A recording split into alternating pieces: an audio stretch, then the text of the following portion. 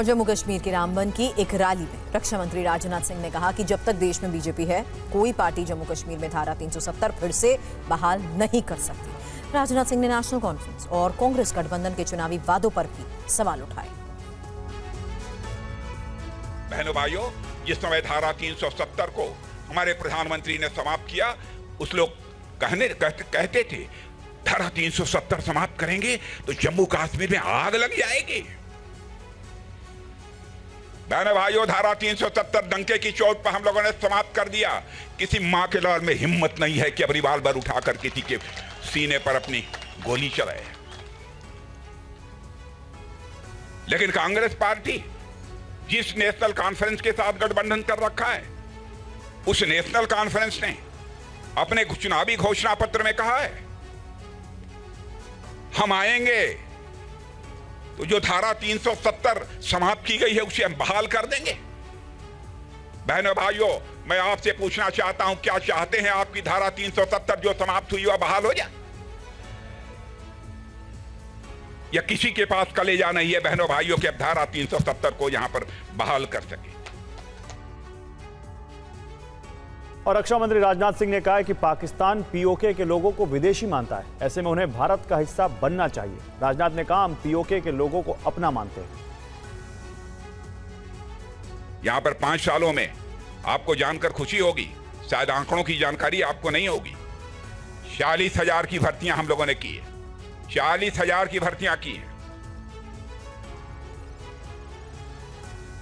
और हमारा एक बगल में पाक अधिकृत कश्मीर है पीओके। क्या बतलाऊं मैं पीओके के बारे में? बहनों भाइयों, यहां भी सरकार बनाई है। यहां के विकास को देखकर पीओके के लोग कहेंगे कि अब हम पाकिस्तान के साथ नहीं रहना चाहते, हम भारत के साथ जाना चाहते हैं।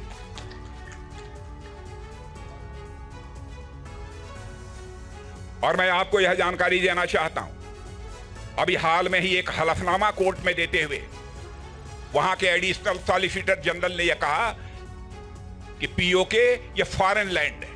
मैं पीओके के लोगों से कहना चाहता हूं, पाकिस्तान के लोग आपको फॉरेनर मानते हैं, आपको विदेशी मानते हैं, लेकिन भारत के लोग आपको विदेशी नहीं मानते हैं। पीओके के लोगों को हम अपना मानते हैं। आइए हमारे साथ आइए।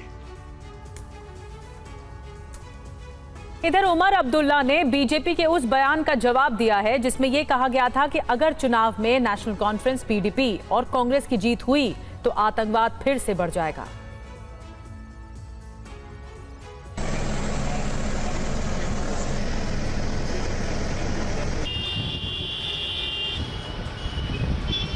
नेशनल कॉन्फ्रेंस के नेता उमर अब्दुल्ला ने कहा कि उनके 6 साल के शासन में घाटी में आतंकवाद कम हुआ, जबकि पिछले 5 साल में जम्मू कश्मीर में आतंक का ग्राफ बढ़ गया।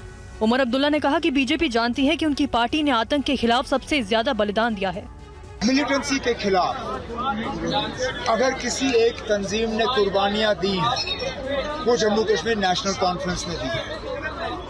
मुझे अफसोस होता है जब वजीर आजम साहब, वजीर दाखिला साहब इस तरह की बातें करते हैं, क्योंकि चलिए सियासी इख्तिलाफात हो सकते हैं, लेकिन हकीकत को इस तरह से तोड़ मरोड़ के पेश करना ये गलत बात है। उमर अब्दुल्ला ने कहा कि जम्मू में नई शक्ल में आतंकवाद ने सर उठाया है और हर जिला इसकी चपेट में है, क्योंकि मौजूदा हुकूमत आतंक से लड़ने में फेल रही है। जम्मू कश्मीर की जनता को पार्टी के मैनिफेस्टो पर कितना भरोसा है और नेताओं के वादों को वो कैसे देखते हैं, देखिए बडगाम से संवाददाता महराज अहमद की ये रिपोर्ट। युवा ने आपने पहले भी देखा होगा, जब इंजीनियर साहब यहाँ पे आ गए थे वोट मांगने, तो युवा ने पूरा कंट्रीब्यूट किया है उस वोट में। सर इस बार भी युवा खुद सारे वोट डालेंगे इंशाल्लाह, लेकिन यहाँ पे चेंज चाहते हैं, डेवलपमेंट चाहते हैं। कोई आएगा वहाँ से यहाँ पे इलेक्शन लड़ने के लिए, ऐसा नहीं चलेगा। हमने अपना एक इंडिपेंडेंट कैंडिडेट खड़ा किया है ताकि यहाँ पे डेवलपमेंट हो। ये जो यहाँ पे बडगाम में अभी ड्रग्स वगैरह बहुत ज्यादा चल रहा है। जी सर, बडगाम की सीट जो है वो हॉट सीट बन गई है। अब ये पूरी जम्मू कश्मीर को पता है कि हम भी मुकाबला करेंगे इंशाल्लाह और हमारी जीत हमारी है। तो बडगाम की यूथ अभी एक्साइटेड है क्योंकि 10 साल के बाद असेंबली इलेक्शंस होने जा रहे हैं यहाँ पे। बडगाम की यूथ बहुत एक्साइटेड है क्योंकि वो डेवलपमेंट चाहती है, वो चेंज चाहती है अपनी कॉन्स्टिट्यूंसी में। इसके लिए हम यहाँ पे यूथ इतने अभी क्यूरियोसिटी में हैं क्योंकि लोग अभी मतलब चेंज चाहते हैं। यूथ का एक सोचिए, चाहे शिया हो या सुन्नी हो, हम एक ही सोच रखते हैं, वो है चेंज, डेवलपमेंट।